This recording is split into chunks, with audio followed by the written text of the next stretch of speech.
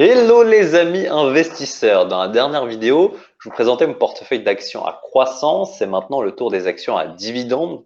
Ma stratégie d'investissement est actuellement basée autour des actions à dividendes et les actions à croissance, ainsi que les cryptos, c'est vraiment que du bonus. En ce qui concerne les dividendes, j'ai opté pour une stratégie de diversification et de lissage des coûts. Je ne sais pas vraiment si c'est la meilleure des strates, mais au moins elle a le mérite d'être la mienne. J'ai décidé de diversifier mon portfolio à travers les différents pays, mais aussi les secteurs et enfin les devises à plus moindre importance. Donc cette stratégie, elle est possible grâce à Trade Republic, car les coûts de l'investissement programmé sont quasi nuls et surtout car ça permet le fractionnement d'actions. D'ailleurs, si vous voulez, mon lien de parrainage est en description. Vous pourrez obtenir 15 euros en cas d'inscription. Mais comme d'habitude, avant de choisir votre propre plateforme d'investissement, faites vos propres recherches. Je suis en aucun cas un conseiller financier, mais juste un mec qui partage son aventure et son apprentissage dans le monde de l'investissement. Donc du coup, je me suis sélectionné pour l'instant 56 entreprises qui répondent à mes critères pour être une bonne action à dividende. Et je ne vais pas toutes vous les présenter immédiatement dans cette vidéo, ça ferait une vidéo trop longue, mais je vais vous donner un petit aperçu. Aujourd'hui, je vais commencer par vous présenter en particulier mes actions canadiennes. Et par la suite, je traiterai soit un pays comme aujourd'hui, soit un secteur en particulier, donc par vidéo. Ma stratégie est donc d'essayer de lisser mes coûts d'acquisition des actions de manière mensuelle pour ne pas trop être influencé par les événements extérieurs qui me feraient parier sur des hausses ou des baisses de l'action.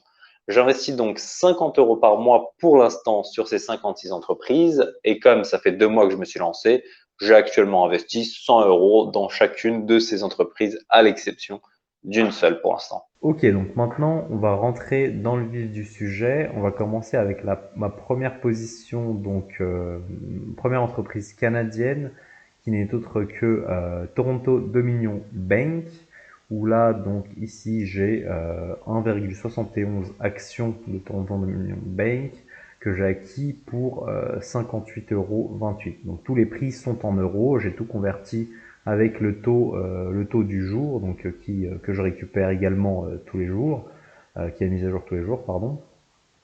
Donc Toronto Dominion Bank, donc là je perds actuellement 4 euros sur Toronto Dominion Bank, même si bon, c'est sur du dividende, on s'en fiche. Donc le dividende annuel en euros, il est de 2,12 € et donc ce qui nous fait un dividend yield de 3,80% pour l'instant.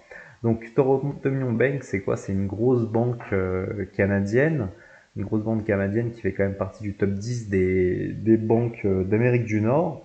Donc si vous voulez plus d'infos sur TD Bank, des infos plus sur leurs chiffres, sur leurs finances, je vous mettrai le lien de ce fichier. Donc il y a un PDF, une présentation faite pour les investisseurs, si vous voulez vraiment y jeter un œil plus en détail.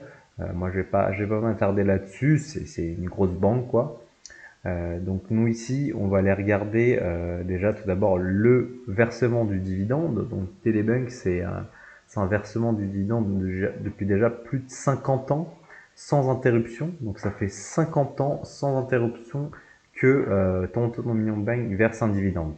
Donc là, pour du safe, on est quand même plutôt bien loti. Donc on peut voir sur ce graphique là que globalement, le dividende a augmenté d'année en année. Donc malheureusement, il n'est pas très bien classé dans l'autre fichier, dans le fichier des 100 des aristocrates canadiens, on va les appeler comme ça, les All-Stars canadiens, parce que en 2009, on peut voir ici 2009-2010, après la crise des subprimes, donc de 2008, on a ici 2009-2010 où le dividende il est resté à 1,22. Donc 1,22, ce qui fait qu'on ne peut pas dire qu'il y a eu une croissance des dividendes depuis 50 ans. Il y a eu ce même cas quelques d'autres années. Il n'y a jamais eu de baisse. Il y a eu parfois où ça a été maintenu. Par exemple en 1990, pendant 4-5 ans, ça a été maintenu à 0,19. Mais il n'y a jamais eu de baisse donc ces 50 dernières années. Donc ici, si on va dans notre fichier avec les All-Stars, donc on peut voir que ici le considère comme seulement 10 ans de dividende growth, donc de croissance du dividende en continu.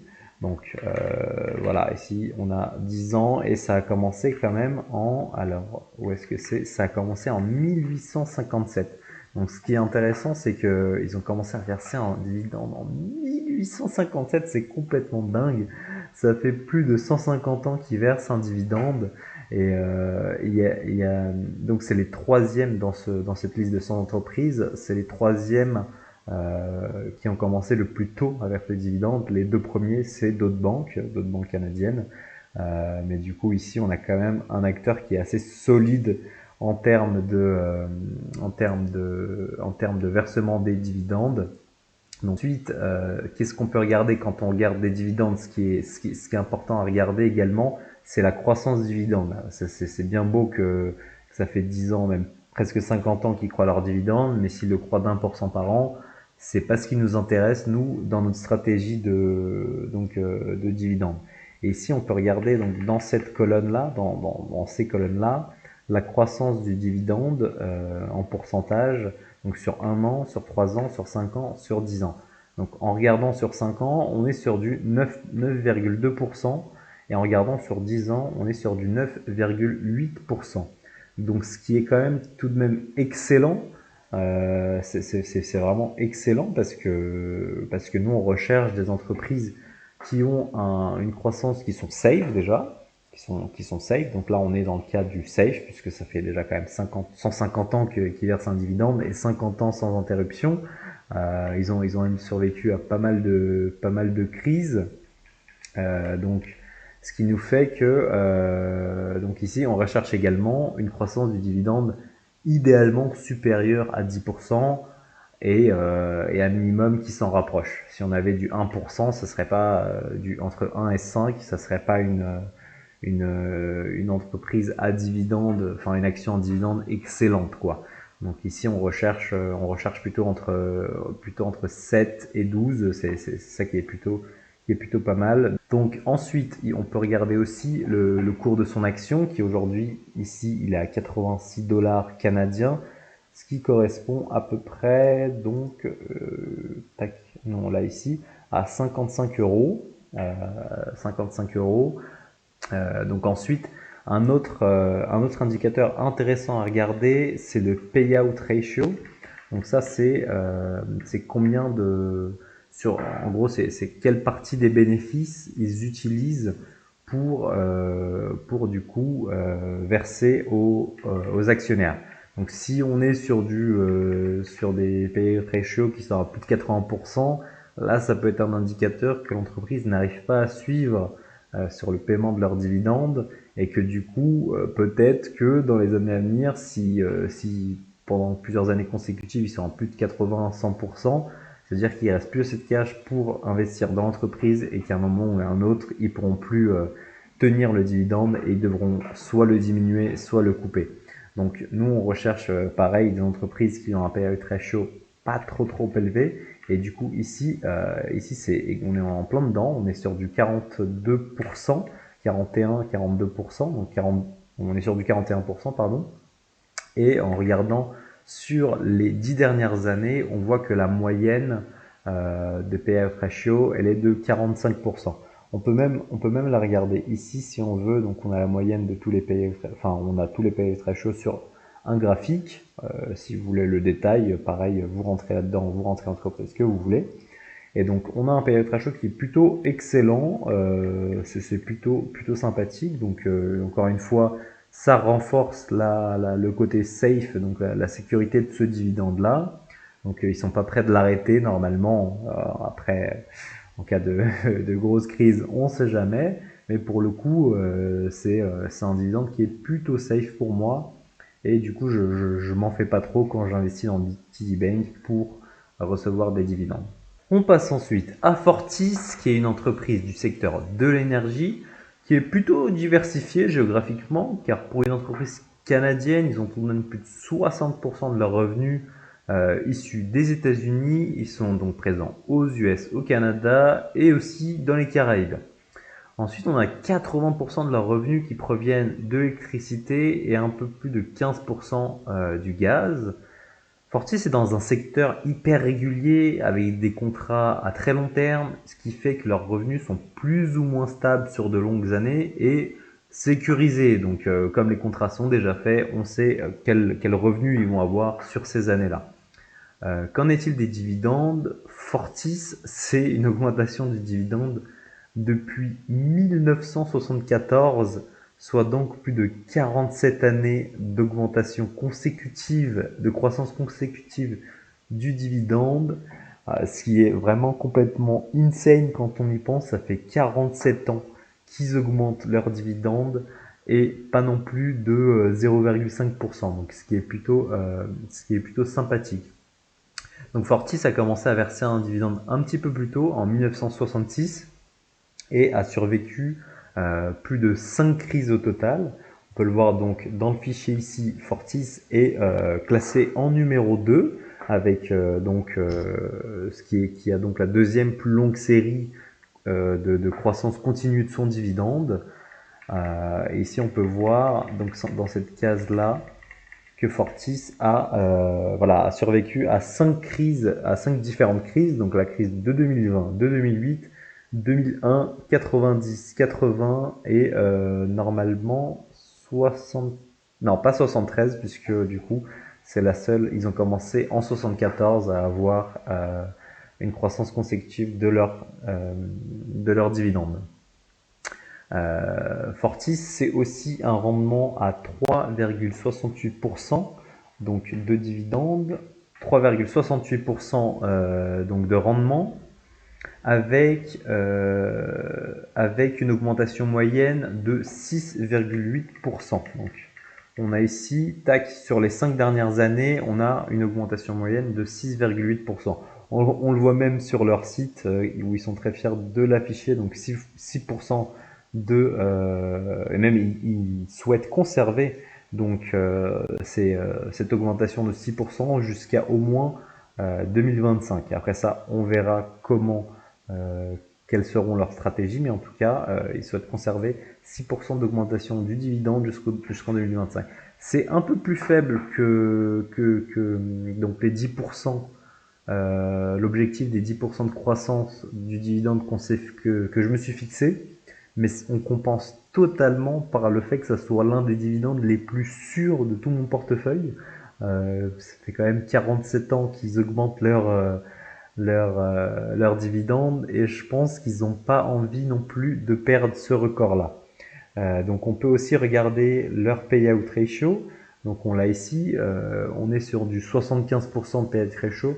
Bon, c'est un petit peu plus élevé que d'habitude, mais c'est pas non plus quelque chose de trop élevé, puisque je pense que ils ont l'habitude de maintenir ces taux-là. Quand on regarde, on est donc quand même entre 60 et 75% en payout ratio et je pense que ça fait partie de leur stratégie de verser les 3/4 de leurs bénéfices dans les dividendes.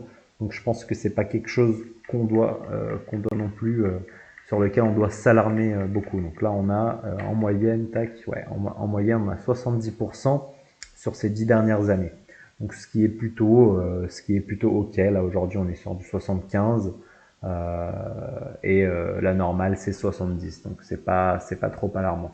Donc moi aujourd'hui j'ai 2,61 actions de Fortis acheté à un coût moyen donc de 38,30 €. Aujourd'hui bon, c'est à 37,83 €, ce qui fait que j'ai une légère baisse donc du dividende.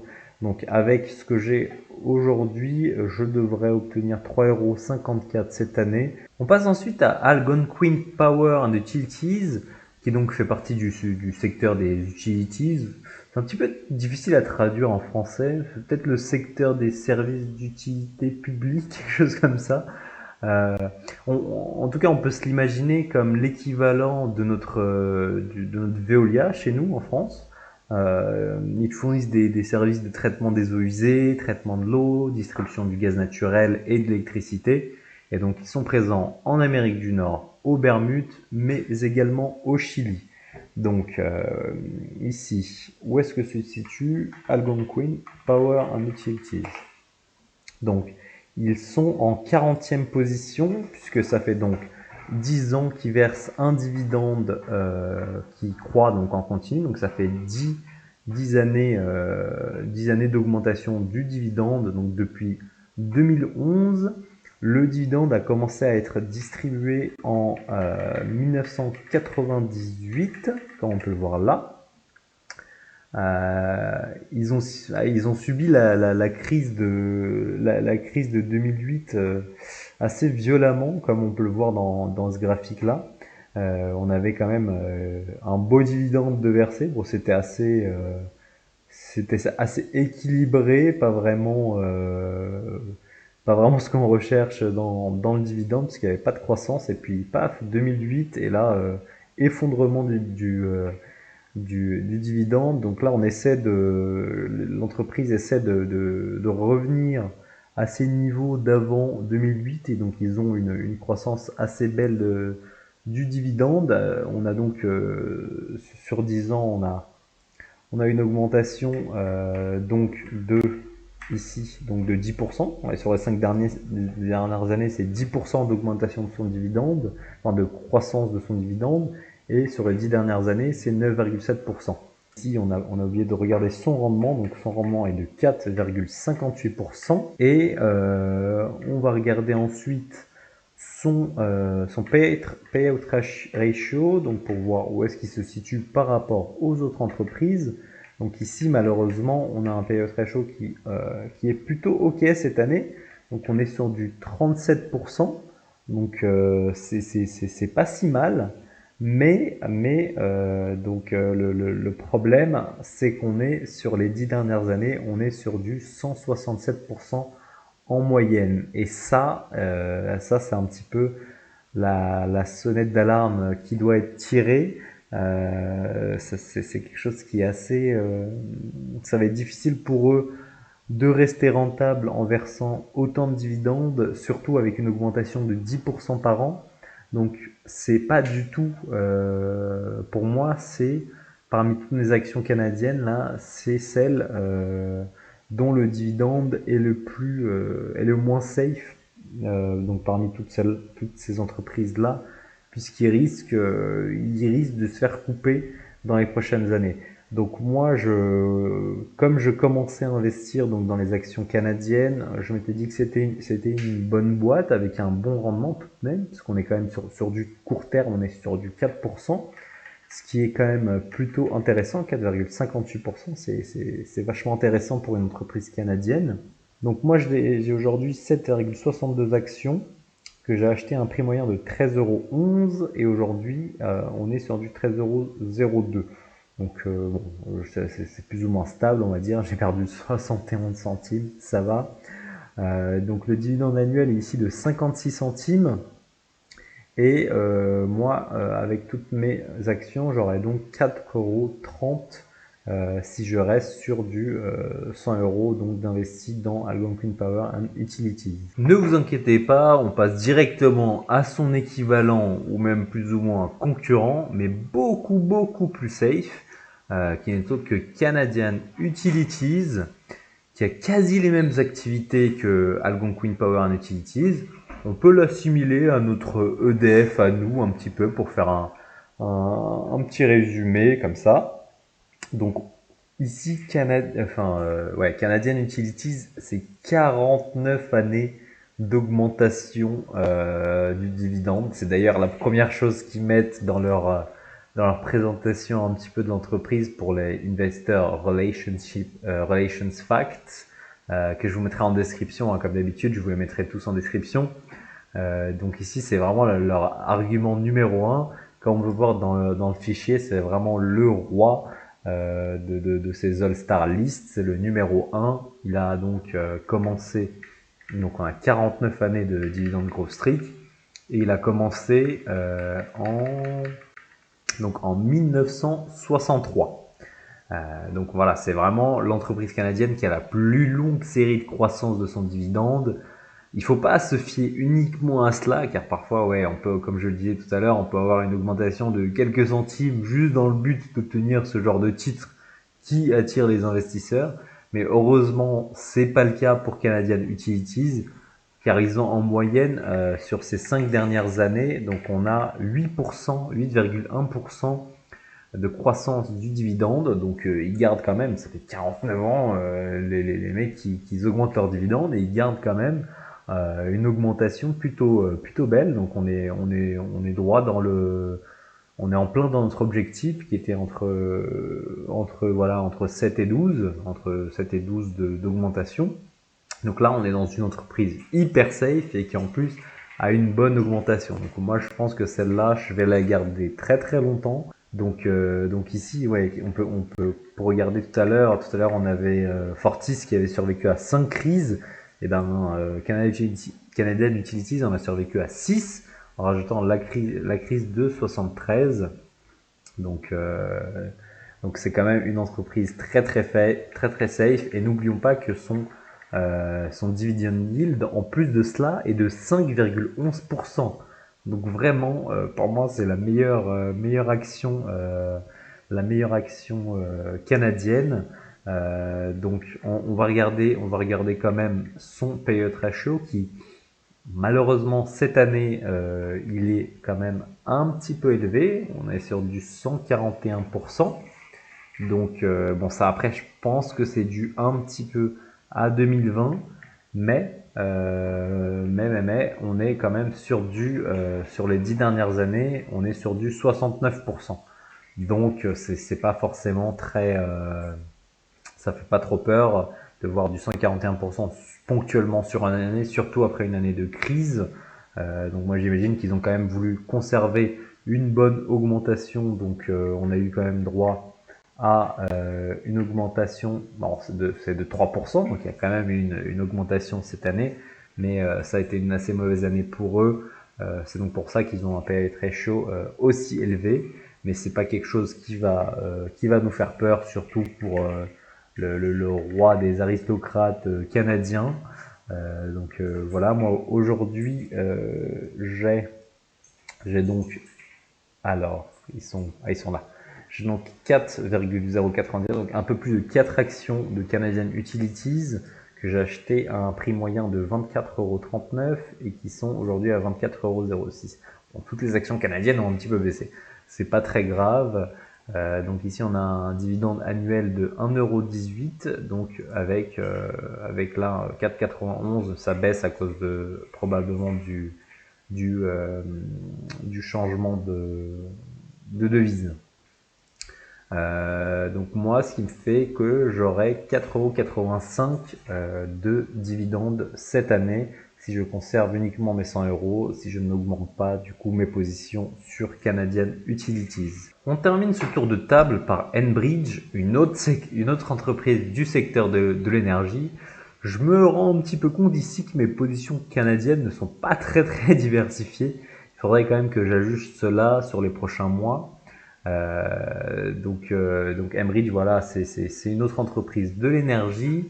Comme on peut voir ici, elle tire ses revenus de donc 54% du transport de pétrole, de 29% de la transmission de gaz, de 14% de la distribution de gaz et de 3% en énergie renouvelable.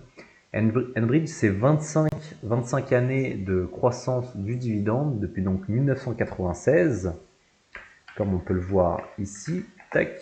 Enbridge qui sont en position donc numéro 11.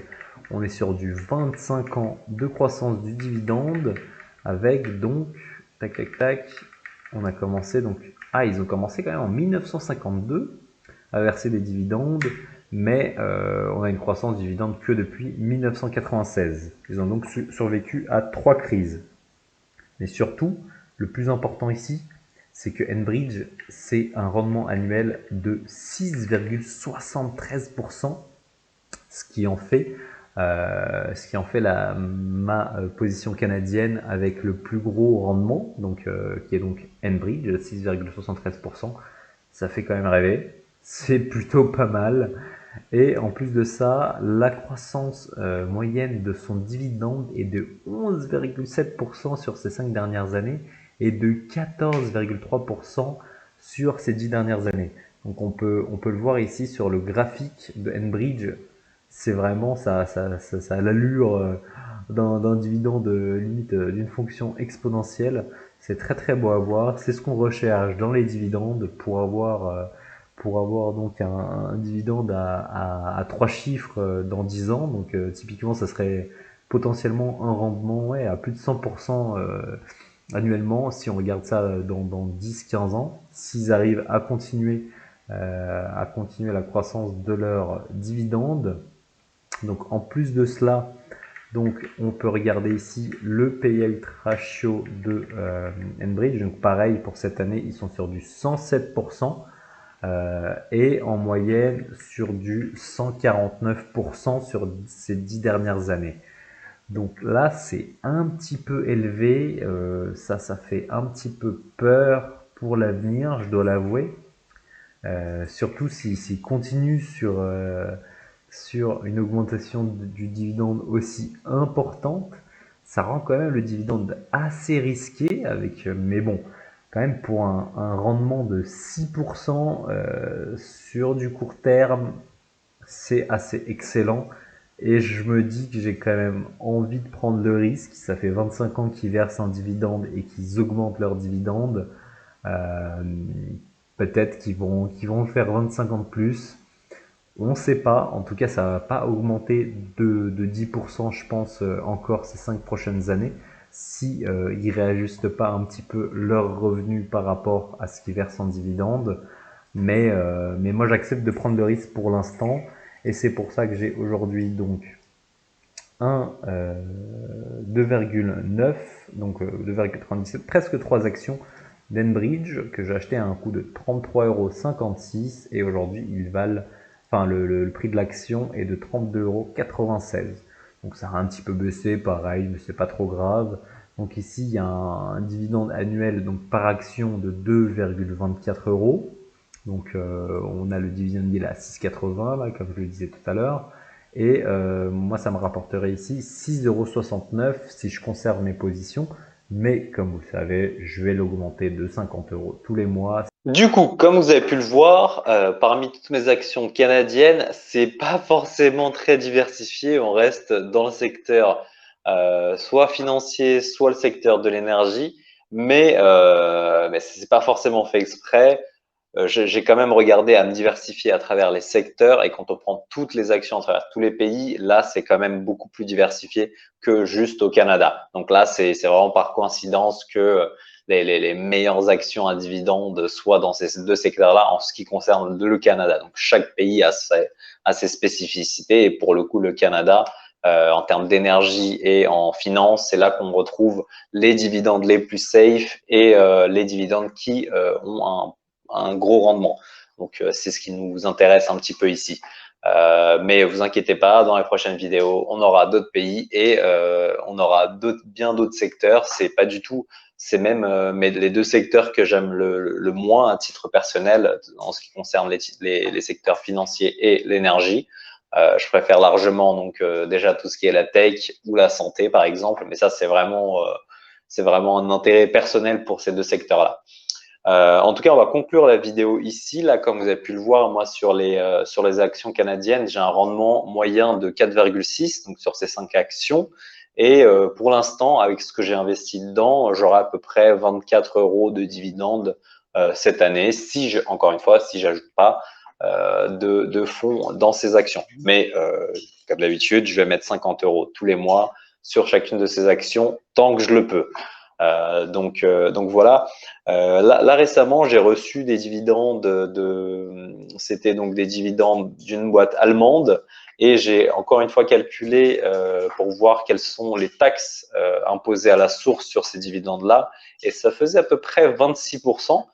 Donc moi, j'essaie de noter à peu près dans chaque pays où j'ai investi quelles sont les taxes liées à ces dividendes pour ensuite le remettre sur du coup les, euh, les vrais, euh, les vrais rendements des dividendes, puisque donc le vrai rendement, ça sera quand on applique les taxes dessus. Sinon, on peut pas vraiment regarder d'un pays à l'autre, surtout qu'aux États-Unis, on a 15% de taxation sur les dividendes, alors que donc sur ces boîtes européennes et même françaises, on est plus sur du 26-28%. Mais encore une fois, sur un PEA, c'est beaucoup plus intéressant, mais pour l'instant, malheureusement, c'est pas dispo sur du coup Trade Republic. On verra à l'avenir, on prendra un PEA dès que possible, mais on verra ça un peu plus tard. Et moi, j'aimerais savoir pour les personnes qui investissent un peu dans d'autres pays, si vous pourrez me dire en commentaire quelles sont les taxes appliquées à ces dividendes pour des pays comme par exemple la Suisse ou encore le Pays-Bas ou bien le Canada notamment. J'ai pas encore reçu de dividendes de ces boîtes canadiennes. Donc, j'aimerais vraiment savoir quelles sont les taxes. Si vous le savez, n'hésitez pas à me le dire en commentaire. Et encore une fois, merci à tous ceux qui ont regardé la vidéo jusqu'au bout. N'hésitez pas à lâcher votre meilleur like, ça aide au référencement. Et de vous abonner si mes vidéos vous plaisent. Moi, je continuerai à en faire pas mal sur ce sujet-là. Bon, le rythme de vidéo, ça sera une toutes les 2 semaines ou soit une toutes les semaines si j'y arrive, mais je pourrais pas en faire beaucoup plus que ça pour l'instant. Donc voilà, moi je vous dis à la prochaine pour vous retrouver pour soit un autre pays spécifique dans cette vidéo, soit un secteur, on verra à ce moment-là. Donc moi je vous dis ciao.